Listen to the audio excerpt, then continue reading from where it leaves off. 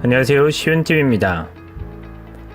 일본의 대한국 수출 규제로의 갈등이 촉발된 지 한 달이 다 되어갑니다. 한일 양국 간의 전면전은 초읽기에 들어갔는데요. 일본은 한국에 대한 추가 조치로 안보상 우대 국가에게 혜택을 주는 화이트리스트에서 한국을 제외하겠다며 시행령 개정에 들어간 상태입니다. 안보상 한국을 믿지 못하겠다는 말이죠. 그런데 28일 스가 일본 관방장관이 한일 군사보호 협정과 관련해서는 이런 말을 했습니다. 일본 정부로서 한일 관계가 현재 매우 어려운 상황이지만 협력해야 할 과제는 확실히 협력해 나가는 게 중요하다고 생각한다. 한국에 대한 신뢰가 깨져 수출 규제의 명분으로 세웠으면서 군사정보 교류는 하고 싶다는 것입니다. 한국을 정말 호구로 생각했는지 하는 의심이 듭니다. 지난 18일 청와대와 여야 5당 대표들이 한자리에 모인 자리에서 심상정 대표가 일본과의 한일 군사정보 교류 카드를 써야 한다는 의견을 표명한 바 있습니다. 미국의 중재를 끌어들이고 일본을 압박하기 위한 좋은 카드라는 분석이었죠. 당시 문 대통령은 일본과의 원만한 해결을 위해 검토 대상이 아니다라는 입장을 밝혔었습니다. 하지만 일본이 화이트리스트 제외를 들고 나오자 청와대 입장도 바뀌었습니다.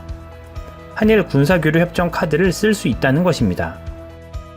한편 28일 아베 총리는 한국에 대해 징용 판결에 대한 해결책 없이는 한일 정상회담은 없다라고 일본 극우 매체인 산케이 신문이 보도했습니다. 아베는 어떤 그림을 그리고 있는 것일까요? 또한 수출 규제를 통한 그들의 최종 목표는 무엇일까요? 일본은 경제 대국으로 알려져 있습니다. 그러나 일본의 잃어버린 20년이란 말에서 보듯 일본은 경제 침체에 빠져 있었습니다. 2000년 들어서는 고부가 가치 산업이던 반도체와 조선업을 한국 기업들에 모두 내주게 되었죠. 또한 자본주의를 받아들인 중국의 갑작스런 등장과 함께 급부상하자 일본 기업들은 설 자리를 잃게 되었던 것입니다. 그 대안으로 나왔던 것이 2012년 아베의 등장과 함께 나온 아베노믹스였습니다. 당시 일본은 내수가 좋은 나라였죠.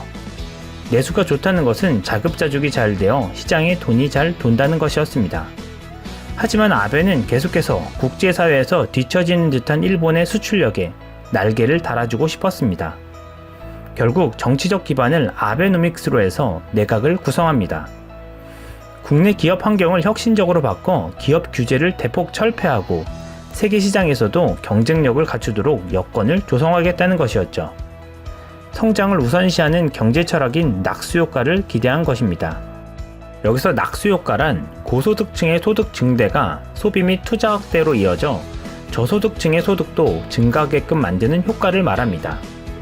실제 2012년부터 2015년 경제 성장률이 증가했고 일자리도 크게 늘어 아베노믹스는 효과를 실감하는 듯 보였습니다. 당시 일본의 경제 성장률의 가장 큰 부분이었던 것이 반도체였습니다. 하지만 한국의 반도체 업계들이 호황을 맞자 반도체 소재들의 출하량이 덩달아 늘면서 일본도 수출 시장이 개선된 듯 보였던 것입니다. 또한 일자리가 증가한 것도 급격한 노령 인구의 증가와 그 자리를 대체할 젊은 층이 채웠을 뿐이지 실제 일자리가 늘어난 것은 아니란 것입니다. 결국 아베 정부의 경제 부흥 정책인 아베노믹스는 거품이었다는 것을 시인했습니다.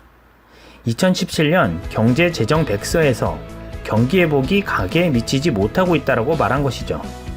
이렇게 일본의 경제는 지난 20년이 넘도록 수렁에서 헤어나오지 못하고 있습니다. 전 세계 국고 부채 1위도 일본으로 약 1경 4천조라고 합니다. 2위인 이탈리아와 2배 차이가 날 정도로 압도적이죠. 아베노믹스로 인해 좋던 내수도 20%가 줄었다고 합니다. 그렇지 않아도 좋지 않은 상황에서 수출 흑자만 연 50조를 달성하고 있는 한국에 수출 규제를 해서 아베가 얻으려 했던 것은 무엇일까요? 전 세 가지로 보고 있습니다. 첫 번째, 강제징용 판결에 대한 정치적 보복. 두 번째, 한국 때리기로 개헌을 이뤄내 전쟁을 통한 일본의 경제 침체 극복. 마지막 세 번째는 우리에게 1위 자리를 뺏긴 반도체 조선업에 대한 경제적 보복의 일환으로 반도체의 공급 라인 자체를 붕괴시켜서 관련 기업들을 모두 시장에서 퇴출시키고 새로운 기술을 가진 기업들이 진입해서 이익을 보게 하려는 전략입니다. 즉 일본이 삼성, SK 하이닉스에 1위 자리를 내주고 밀려났었던 자리를 되찾겠다는 노골적인 무역 분쟁으로 일본의 턱 밑까지 추격해온 우리 경제에 상당한 피해를 주려는 계획을 가지고 있는 것으로 봅니다. 하지만 아베의 계획대로 하기엔 우리의 대기업들이 너무 커버린 상황이라는 것이죠. 또한 대체 공급처나 불화수소 소재에 대한 국가적인 기술력을 투자하는 상황입니다.